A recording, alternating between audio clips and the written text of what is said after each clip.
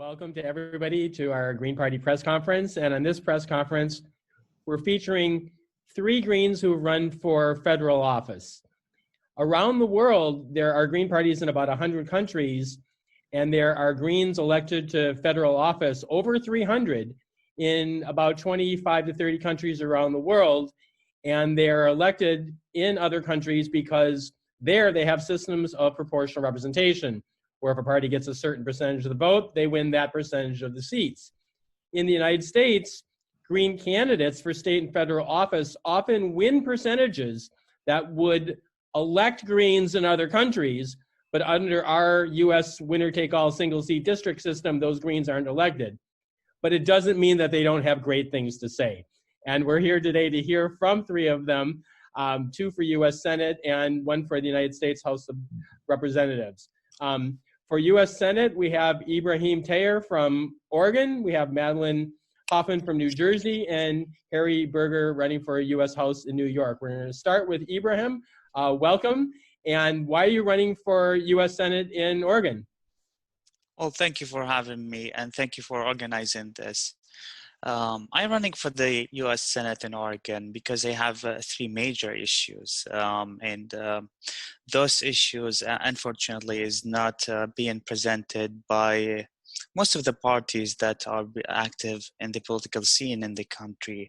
Number one is our foreign policy, which is tied to a lot of issues, including economy and environment. Right now, we have about 800 military bases around the world. Our military budget exceeds 1 trillion every year. 56% of our tax dollars goes to the directly to the Pentagon. That's a lot of money. That's a lot of economy. And away from the economy, the legality of what we're doing, the foreign policy, the actions that we're taking are condemned by international law. And most of the time, it violates the Declaration of the Human Rights. And unfortunately, as I said, it is absent from the political scene. As we see, the federal government is dominated by two major parties, Democrats and Republicans, and both of them are supportive of our imperialism. That's a huge issue. It involves a lot, and it is absent. So this is one. Two, our economy is getting now globalized, centralized, and the meaning of having a centralized economy is few people can control the lives of millions of peoples. In this case, you know, we have only 100 people, wealthy people here in the country who have wealth equivalent to 50% of the whole world. That's a huge power, and it is concentrated in the hands of few. This is why we have a lot of problems when we talk about the money in politics. We're talking about people who have influence, and they have influence because of their money. And this is because of policies that they were taking that centralized that money. And now we could see in the latest stimulus bill, there's like the biggest theft for the people's money and tax dollars money. You know, now 41% of small businesses, local businesses are gone because of policies that were taken. So it means more concentration of power and wealth. This is a huge issue. If we were talking about income inequality before this crisis, now we should really be worried about it. And it is absent, if you can notice, from the federal discussion. It is absent, this concentration of power. And I think most of you know the new NAFTA, the USMCA, was signed just last March, while the people were distracted by the impeachment trials.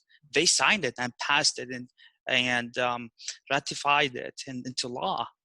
And you know, the new NAFTA, how many jobs and how many concentration of wealth happened from before. So this is a huge issue.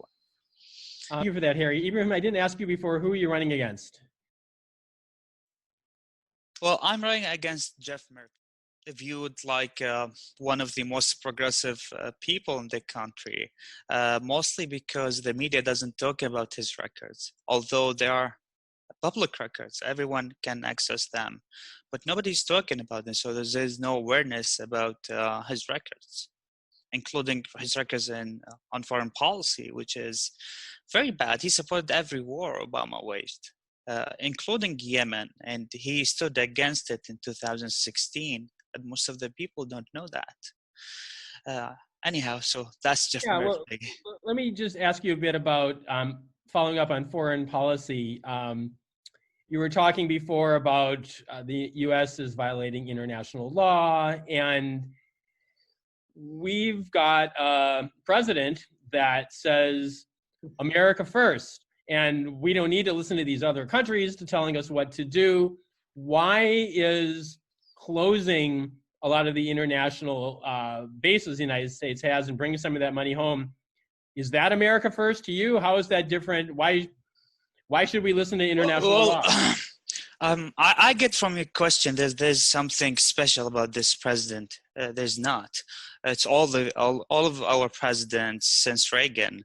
Our foreign policy, it was bad since Reagan. So it's not really confined to this president. We know Obama took us from 2 wars to 8 illegal wars. So we shouldn't talk about our president, this president.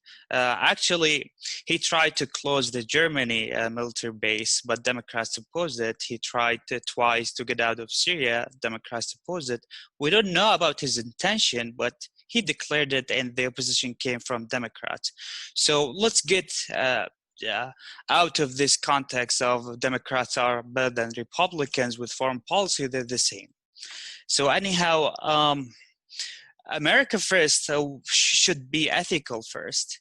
This is one, abiding to the national law. And there's like a clause, there's an article in our constitution that nobody's talking about it.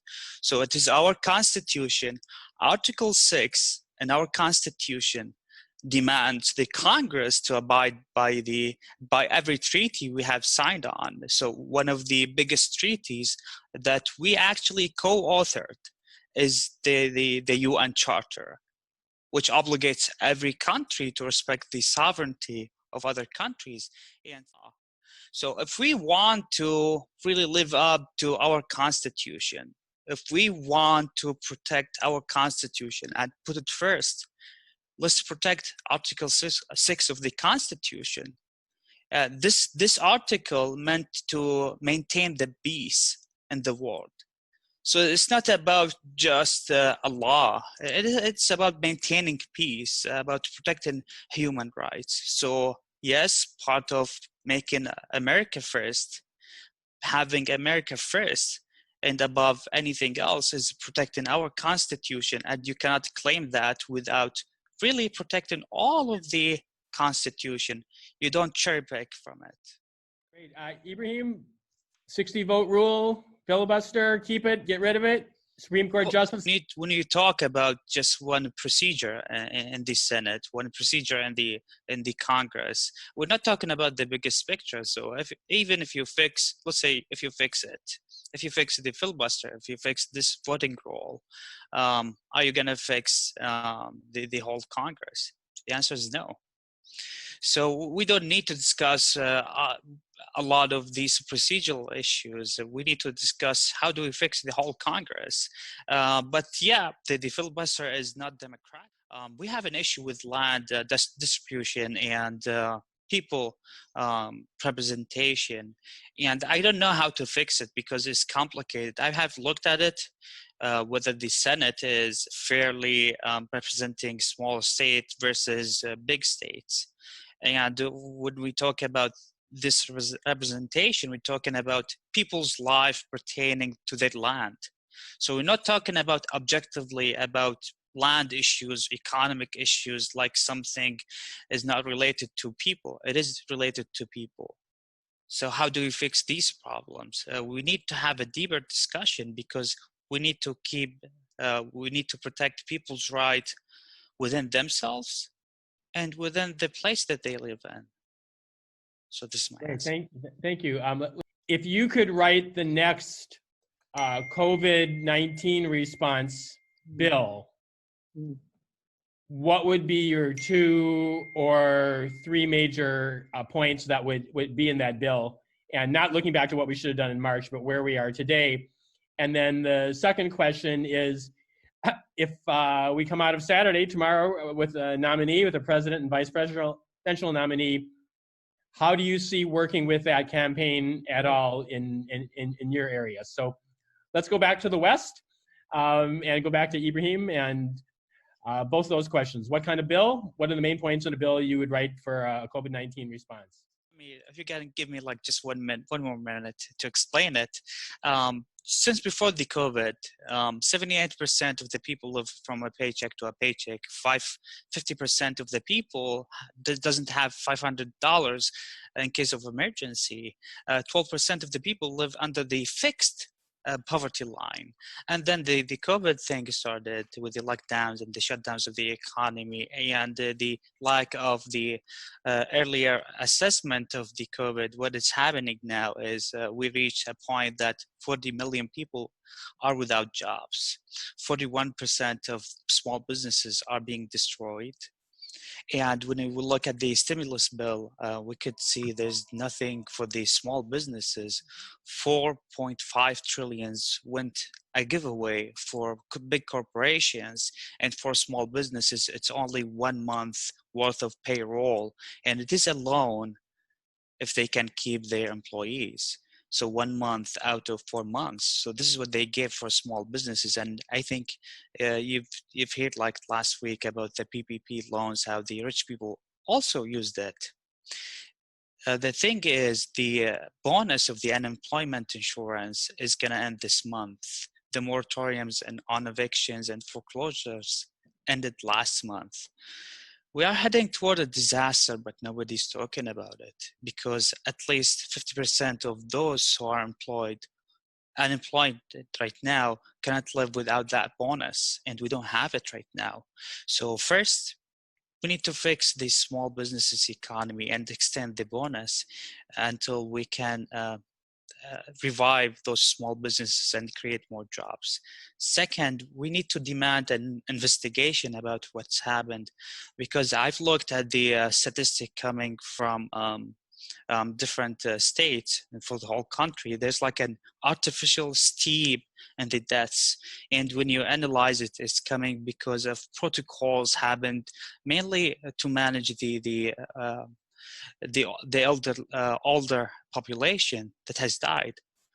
And knowingly that happened, and within 3 weeks of the time, that means it is a mismanagement. It's not naturally a spread of the disease when you look at the epidemiology models. So this artificial steep of deaths needs to be investigated artificially, I think. And with the use of ventilators, 8 out of 10 people would die from ventilators, even if they're not sick, but they did it anyway without any prior studies. Even if some warnings came out from Italy from the beginning, it was like following the whole issue. So they came, they never acted upon them. So we need to investigate what's happened.